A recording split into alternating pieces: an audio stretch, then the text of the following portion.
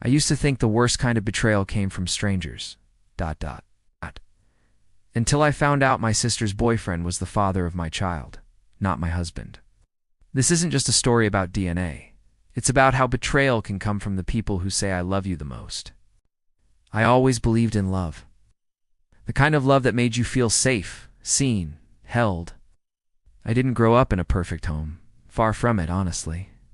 My parents split when I was 10, and most of my teenage years were spent bouncing between two homes that felt more like war zones than safe havens. But somehow I came out of it still believing that my love story would be different. I met Daniel when I was 24. I had just started working at a local publishing company, assistant editor. Barely making rent, still figuring out if I wanted a cat or a boyfriend. He was 2 years older, worked in tech, had this quiet confidence about him that made you feel like things were going to be okay, just because he was around. Our first conversation was over spilled coffee in a bookstore. Seriously, like some movie. I remember laughing when he nervously offered to buy me a replacement book, even though it was just a $10 paperback. And by the end of that conversation, I knew I'd be seeing him again. He texted me 2 hours later. We had our first date that weekend. Daniel was the type of man who didn't speak unless he meant it. He wasn't overly romantic, but he was consistent, dependable. When we dated, he'd leave little sticky notes on my fridge, quotes from books we liked, reminders to drink water, even silly drawings of stick figures doing karate. He made me feel like I was building something, not just dating, building. 6 months into dating, we moved in together. A year later, we got engaged. We had the kind of wedding you could afford on a modest salary and a lot of help from friends. Backyard, string lights, laughter, and barefoot dancing. My little sister Jasmine was my maid of honor. She cried harder than anyone during the ceremony. Jasmine and I have always had a weird relationship. I'm 5 years older than her, so I was the one changing her diapers, packing her school lunch, and watching her when mom was working double shifts. I loved her fiercely, maybe even overprotected her at times. She was always impulsive, pretty, magnetic, fun at parties. The kind of girl people noticed. The kind of girl who lit up a room and then left you wondering where the fire came from. When she turned 21, she started dating this guy named Kyle. Tall, charming, a bit too smooth for my taste. But Jasmine adored him. At first, I didn't pay him much attention. He was just Jasmine's latest fling as far as I was concerned. I had a marriage to focus on. Daniel and I were talking about starting a family. After 2 years of marriage, we both felt like it was time. I got off birth control. We tracked my cycle, planned our future down to the number of bedrooms and the color of the nursery walls. I was excited, nervous, but mostly I was happy. I felt ready. Then I got pregnant. I remember the morning I took the test. Daniel was in the shower, sat on the edge of the bathtub, hands shaking, staring at the plus sign. I didn't cry. I didn't scream. I just kept repeating to myself, "This is it. It's happening." When I showed him the test, he wrapped me in a hug that felt like everything I'd ever wanted. Safety, love, home. Those first few months were magical. Daniel became this whole other version of himself, buying parenting books, talking to my belly, making smoothies every morning with spinach for the baby. We took pictures of my growing bump every week. We argued about baby names. We went to every single appointment together. He never missed one. Jasmine was around a lot during that time. She'd just broken up with Kyle again and was staying at mom's house, which was only 15 minutes from ours. She'd stop by unannounced, bring snacks, watch trashy TV with me when I was too nauseous to move. We joked that she was the baby's crazy aunt. She even came to one of my ultrasounds. She said she wanted to hear the heartbeat. I remember thinking how lucky I was to have a husband who adored me, a sister who supported me, a baby on the way. Everything felt aligned, till it didn't. Our son Micah was born on a rainy Tuesday in September. Labor was rough. 18 hours of contractions, an epidural that only half worked, and a whole lot of screaming. But when they placed him in my arms, I forgot everything. I looked into his face and saw nothing else. He was perfect, red-faced, wrinkled, full of life. Daniel cried, and Daniel never cries. He cut the cord. He kissed my forehead. We became a family. The next few months were a blur of sleepless nights, diapers, formula, and overwhelming love. Daniel was amazing. I mean it. Midnight feedings, lullabies, diaper duty, he was there for all of it. I fell in love with him all over again, watching him fall in love with our son. Micah looked a lot like me. Dark hair, round cheeks, big eyes. But there were moments, little moments, where I'd catch myself wondering. His skin tone was slightly different. His eyes were this piercing hazel. Neither mine nor Daniel's. I brushed it off. Genetics are weird. Babies change. I wasn't going to let doubt creep into something so beautiful, except doubt has a way of finding cracks in even the strongest walls. One afternoon, Jasmine came over while Daniel was out getting groceries. She picked up Micah, cooed at him, and said, and I remember this so clearly, wow, he looks just like Kyle did when he was a baby. I laughed, short, awkward laugh. I said, you mean Daniel? She shrugged. Yeah, I mean Daniel. Obviously, but she didn't mean Daniel. I felt it, in the way her voice caught, in the way she looked away too quickly. But one moment replayed in my head for days. I couldn't shake it. That's when the little things started standing out. Jasmine avoiding eye contact when holding Micah. Kyle unfollowing me on Instagram shortly after the birth. Weird tension I couldn't explain. Between Daniel and my sister. Ow. Between me and the truth. Still, I ignored it. I didn't want to be the woman who let paranoia ruin her family. I didn't want to be that wife, or that mother. I clung to what I knew. Daniel loved us. Yes, it wouldn't hurt me. And Micah, he was mine. That was all that mattered, till the doubt turned into something I couldn't ignore. It happened on Mika's first birthday. We had a small backyard party. Balloons, cake, the works. Jasmine came, of course. Kyle didn't. She said they were done for good this time. As I was cleaning up, I found a photo on my phone that one of my friends had taken. It was a candid, Jasmine holding Micah, both laughing. And for the first time, I really looked at it. Micah looked like her. Not just a resemblance. It was like looking at a baby photo of Jasmine that I'd seen a million times growing up.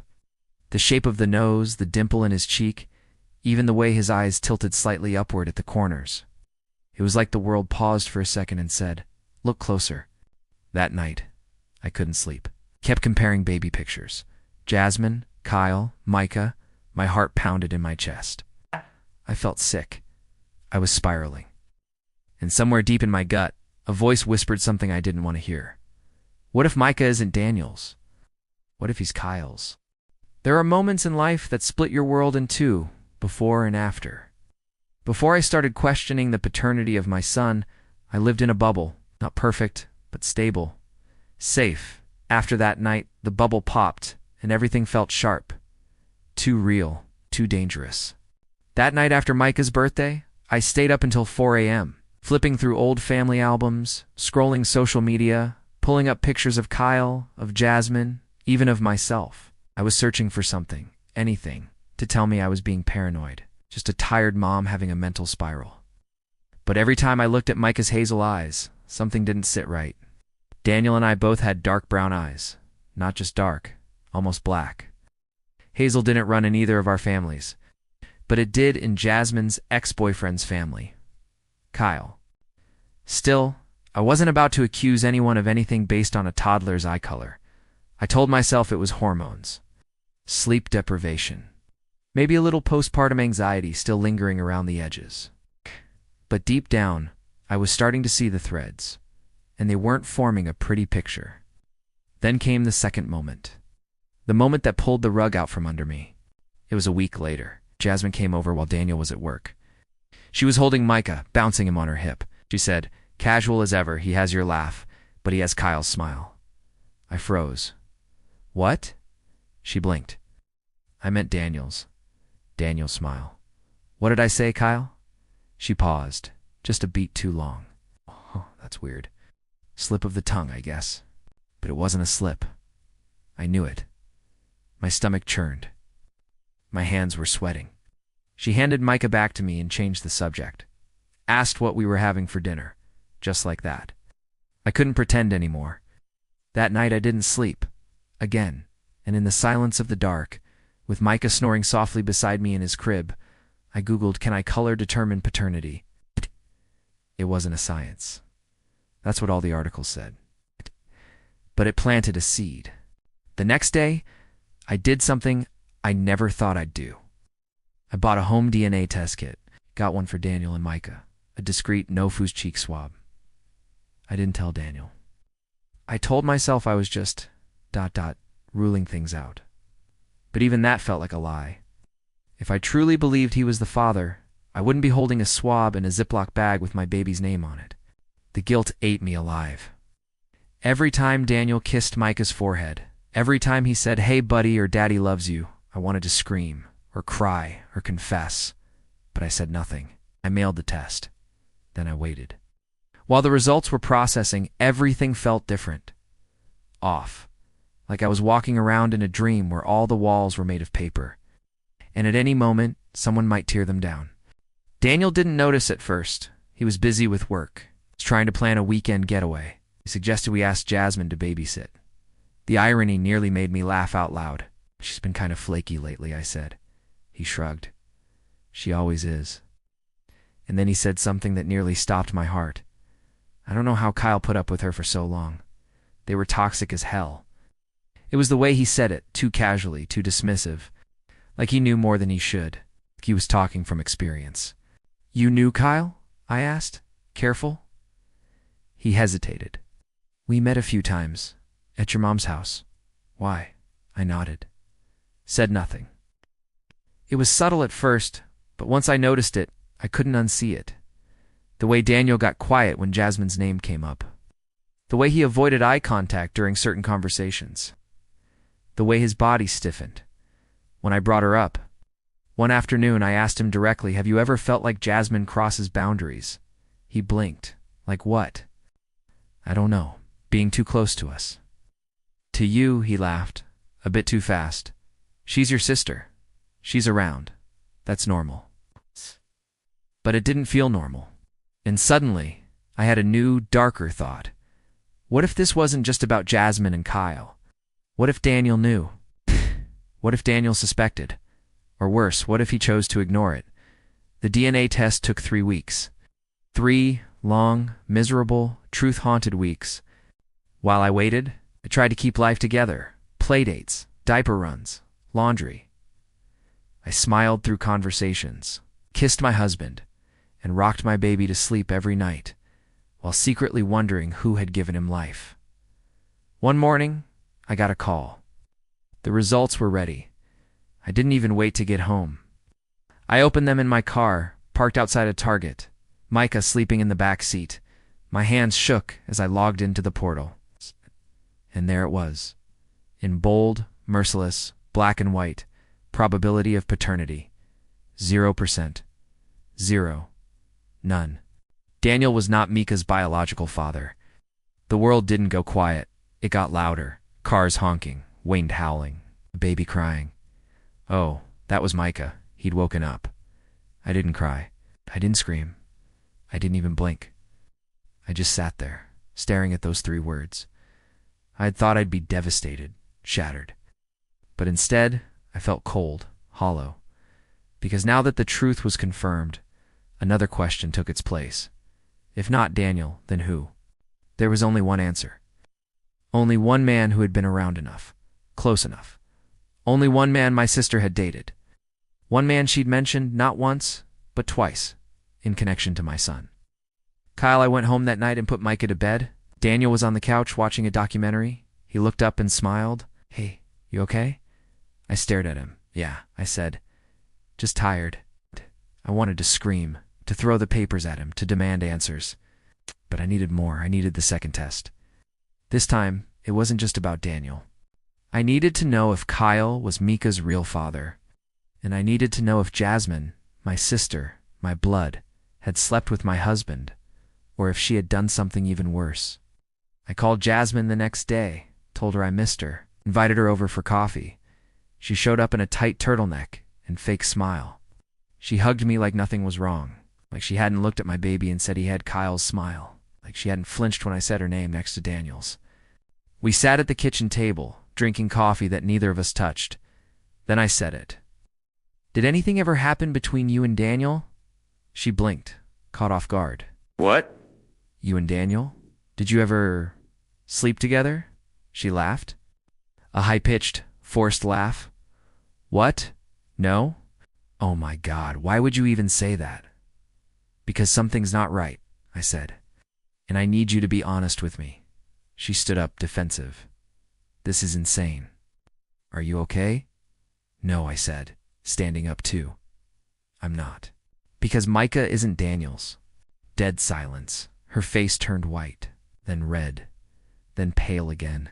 She opened her mouth, closed it, opened it again. What? I did a test, a DNA test. It came back. 0% match. Jasmine sat down slowly. You're serious? Do I look like I'm joking? She shook her head.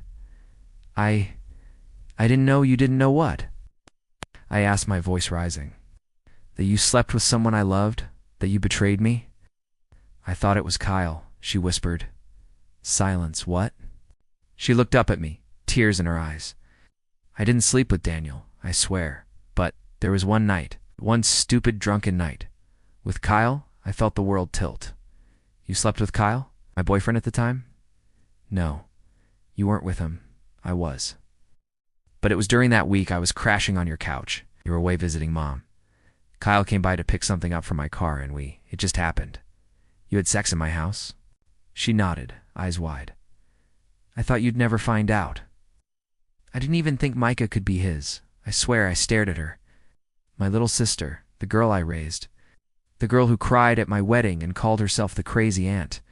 She had slept with her boyfriend in my home.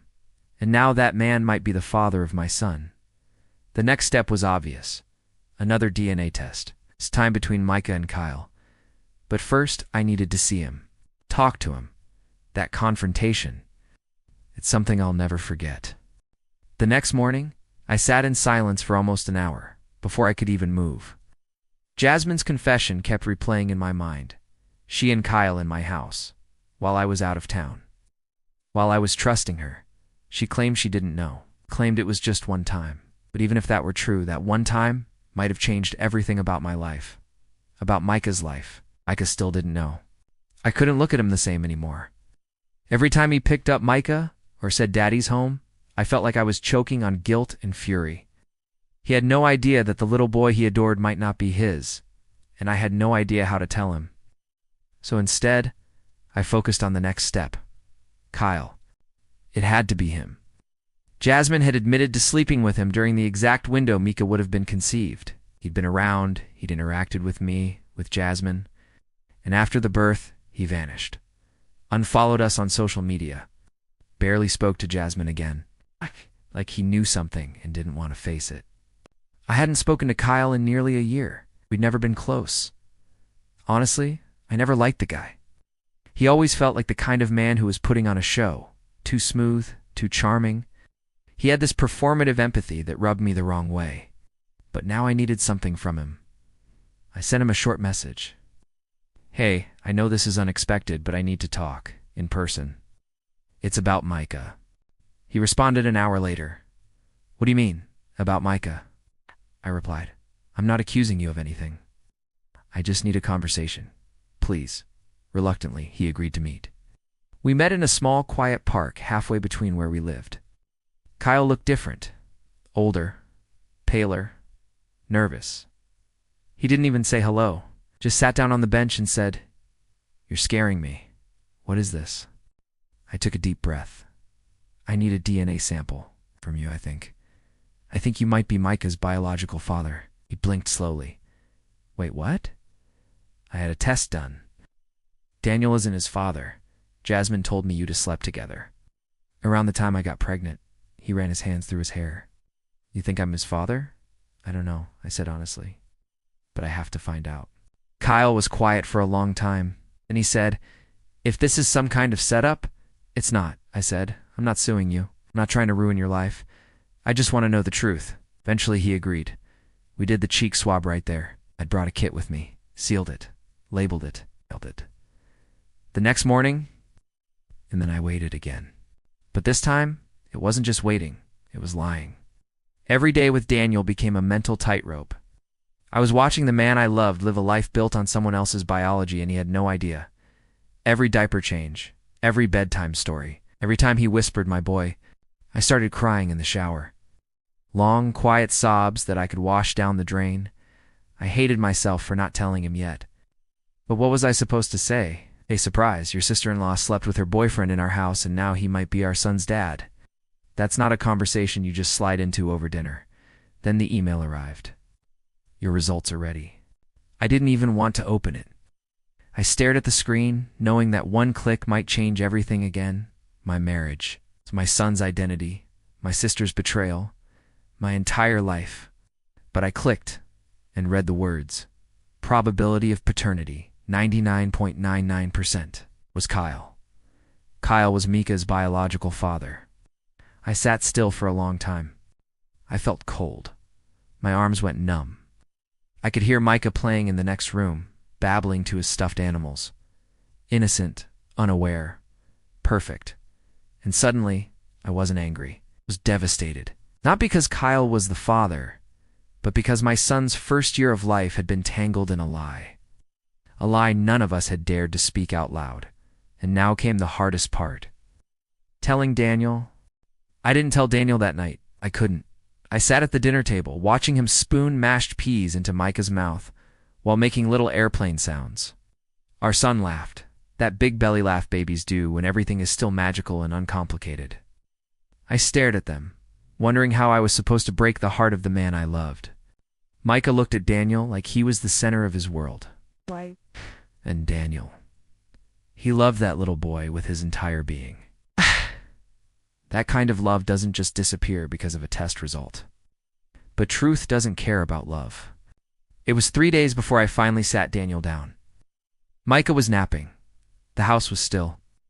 I stood behind him for a few seconds before speaking, memorizing the curve of his back, the way his shoulders rose and fell with every breath. Daniel, I said. My voice was shaking. He turned, smiling. What's up? I need to tell you something. And I need you to listen all the way through before you say anything. Please. His face changed immediately. Okay. I sat across from him at the kitchen table. I did a DNA test. For Micah. With you. He didn't say anything at first. Just stared. Why? Because I started to notice things. His eye color, his features, comments people made. I needed peace of mind.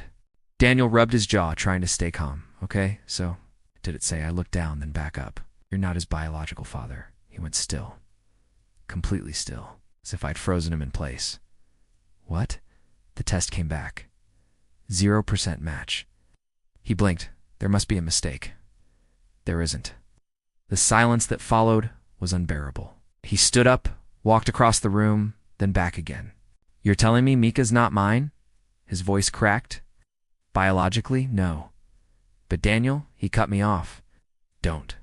Just don't. I could see him unraveling, trying to make sense of something that made no sense at all. Who is it? He asked. That was the moment I wished I could disappear. Kyle. Jasmine's Kyle. I nodded. His face went pale, then red, then something darker. Tell me you're joking? I wish I was. I didn't cheat on you, I swear. But Jasmine, she slept with him. While she was staying here, it was during the time I got pregnant. Daniel backed away like I was toxic, like just being near me burned. He gripped the counter with both hands. So let me get this straight. You got pregnant, but it wasn't mine, and the real father is your sister's boyfriend. Yes. And you just, what? Found this out and decided to test me without telling me? I needed to know before I brought this pain into our home. I wasn't sure. I wanted to protect you. He laughed. This harsh, bitter laugh I'd never heard from him before. Protect me? From what?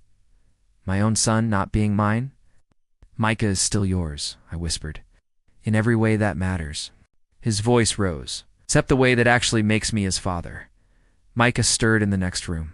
Daniel froze again. His anger drained into exhaustion. He collapsed back into his chair and buried his face in his hands. I reached for him, pulled away. How long have you known? He asked. I got your test results last month. Kyle's, a few days ago. And Jasmine, when did she confess? After I confronted her, she said she didn't know either. He looked at me then. Really looked, and I saw something shatter in his eyes. I don't even know who I'm more angry with. You? Her, Him? Myself? You didn't do anything wrong, I said gently. Didn't I? I loved you. I loved that boy like he was mine. Every second, every sleepless night, every bottle, every diaper. I gave everything, and none of it was real. It was real, I said through tears.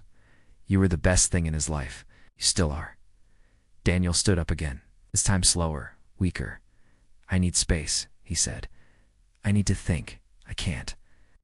I can't look at you right now. He walked out the front door without another word. I didn't stop him. That night I sat in Micah's room, watching him sleep, his little chest rising and falling, his hand curled into a tiny fist beside his face. I whispered, I'm sorry. Not because of who he was, but because of the chaos surrounding him. He was innocent, loved, a miracle in the middle of a mess. But now that mess was unraveling everything we had. The next morning, Daniel didn't come home. Daniel didn't come home that night. Or the next. He didn't answer my texts, didn't return my calls. It was like he'd vanished.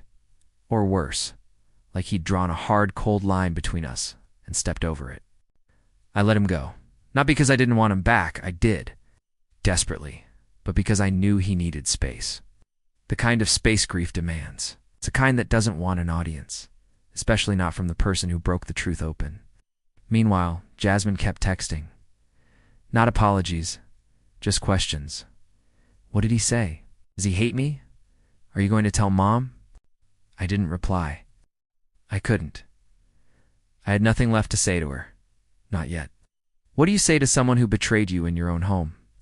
What do you say when the sister you once swore to protect became the person who detonated your marriage? 3 days after Daniel left, I finally got a call. Not from him, from Kyle. So, what now? He asked. His voice was flat, tired, guilty. I don't know, I said honestly, I'm still processing. I've been thinking about Micah, he said. I mean, he's my kid. Should I cut him off? No. What? You're not going to swoop in now and start claiming fatherhood like some hero? You walked away from Jasmine, from me? You knew something was off. Don't act like you didn't. He was silent. I don't know what role, if any, you're going to play in Micah's life, but I decide that, not you. He sighed. Okay, let me know when you're ready, and then he hung up. 2 more days passed. Daniel still didn't come home. Micah kept asking for him in his baby way, crawling to the door when it opened, babbling data every morning. I didn't know how to answer, so I didn't. I just kissed his forehead and told him Daddy loved him. On the 6th day, Daniel returned. He didn't knock. He walked in with the key he still had. He looked like he hadn't slept. Eyes red, stubble heavy, skin pale. He walked straight to the living room, dropped onto the couch, and stared at the floor. Went to my brother's, he said quietly. I didn't tell him anything. I nodded, heart thudding in my chest. Okay. He didn't look at me. I needed time to be angry, not just with you. With everything, I understand. He finally looked up. Do you? I hesitated. I don't know, I think so. I felt stupid, he said. Like the last person in the world to find out the joke. It wasn't a joke. He nodded. But it felt like one. We sat in silence for a long time. Then he asked, Do you love him? I blinked. Kyle, God no. Then how did this happen? I didn't cheat. Jasmine did. I didn't even know until I saw the results, I promise you that. He leaned back, exhaled. Do you want me to leave? No, I whispered, but I won't stop you if you do. He closed his eyes. I don't know what I want. I moved to sit beside him. Do you still love Micah? He opened his eyes. That's the problem. I do. Then stay. He looked at me for a long time. I could see the war in his eyes. Love and betrayal colliding in silence. I'm not ready to be okay with this, he said. I don't expect you to be. But I don't want to walk away from him. From you? Not yet, I cried. Not loud. Not dramatic. Just quiet tears of relief and sorrow, all tangled together. That weekend, I finally confronted Jasmine face to face. I told her to meet me at a nearby cafe, neutral ground, public space. Fewer chances of yelling or someone flipping a table. She showed up in sunglasses and shame. She sat across from me, fidgeting with her sleeve. I messed up, she said before I could speak. That's putting it mildly. She looked up. I never meant for this to happen. You slept with your boyfriend in my house, Jasmine. You didn't just cross a line, you bulldozed it. She looked like she wanted to vanish. I was selfish. I didn't think it would matter. I never thought Micah could be his. You're lucky I don't cut you out of my life completely. She swallowed hard. Do you want me to? I didn't answer immediately. Didn't know. I need time, I finally said. And you're not seeing Micah until I figure out what's best for him. She nodded. Okay, I get it. And Kyle, you're done with him, forever. Good, because if either of you tries to come near him without my permission, I won't be civil. She teared up. I love you. I didn't mean to destroy everything. No, you did it anyway. We sat in silence. Two sisters with a chasm between them, one that might never close. That night, Daniel stayed for dinner, fed Micah, bathed him, read him a bedtime story. Then he slept on the couch, but he was still there. And that was something. A month passed. Daniel still slept on the couch. We were living in this strange, suspended state, somewhere between broken and healing. Not quite a couple, not quite separated. Just two people trying to figure out how to exist with a truth neither of us asked for. Micah was the only steady thing. He still woke up smiling, still squealed when Daniel walked into the room, still reached for me with that innocent trust that only babies can offer. He didn't know his world had cracked.